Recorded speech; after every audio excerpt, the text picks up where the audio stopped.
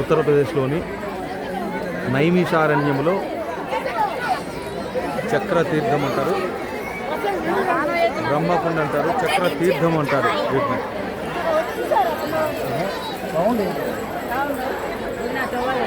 వేల మంది నడుచుకోండి, 100 మంది, వేల మంది. ఇక్కడ ఈ కుండి విశిష్టత ఏంటంటే పెద్దలు ఋషులు మహానుభావులు చెప్పిన ప్రకారము ఇక్కడ దీని ముందు ఆ పైన కనపడుతుంది కదా, అది బ్రహ్మరథము అని చెప్తారు.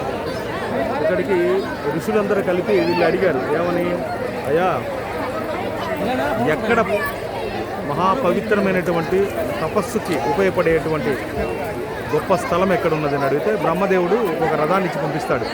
అలా ఈ రథం ద్వారా వెళ్ళండి, ఇది ఎక్కడ అయిపోతుందో అక్కడ అది తపస్సుకి పుణ్యస్థలమని నిర్ణయించబడుతుందని చెప్తాడు. ఋషులందరూ కలిపి ఆ రథాన్ని తీసుకొని వస్తారు. ఈ ప్రాంగణంలో దగ్గరలోకి వచ్చి ఆగిపోతుంది. ఇక్కడ ముందున ఇక్కడ ఆగిపోతుంది. అయిపోయిన తర్వాత కదలడం లేదు. కదలపోతేప్పటికి ఋషులందరికీ మళ్ళీ అనుమానం వస్తుంది, ఇదేనా కాదా అని మళ్ళీ ఇప్పుడు బ్రహ్మదేవుడు అడుగుతారు. అప్పుడు బ్రహ్మదేవుడు ఏం చెప్తాడంటే, ఇక నన్ను కాదు అడగాల్సింది, అంటే ఎందుకు మీకు సరిగా పరిపూర్ణ నమ్మకం లేనట్టుందని చెప్పి మహావిష్ణు దగ్గర పోయి అడగండి అని చెప్తాడు.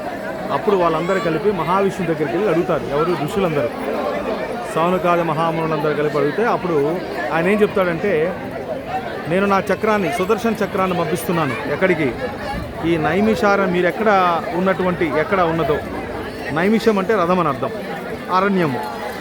నేను పంపిస్తాను, ఎక్కడ నా చక్రం ఎక్కడ ఆగుతుందో అక్కడ అది పవిత్ర స్థలంగా మీరు గుర్తించండి అని చెప్తాడు. అప్పుడు ఆ చక్రము విష్ణులోకం నుండి బయలుదేరి ఇదే ప్రాంతంలో బ్రహ్మదేవుడు ఉన్నటువంటి రథము ఆగినటువంటి ప్లేస్ దగ్గరలోని ఇలాగ ఈ చక్రకుండిలోగా ఆ చక్రము రౌండ్గా తయారయ్యి భూమిలోకి వెళ్ళిపోతుంది. చక్రం, సుదర్శన చక్రం. దాన్నే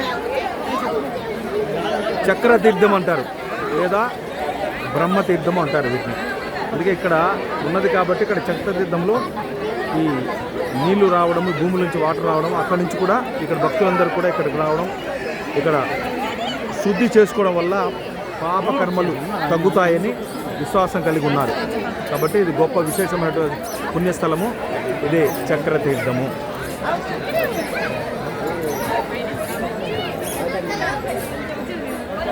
ఇక్కడ రాధాకృష్ణులు దేవాలయాలు ఉన్నాయి.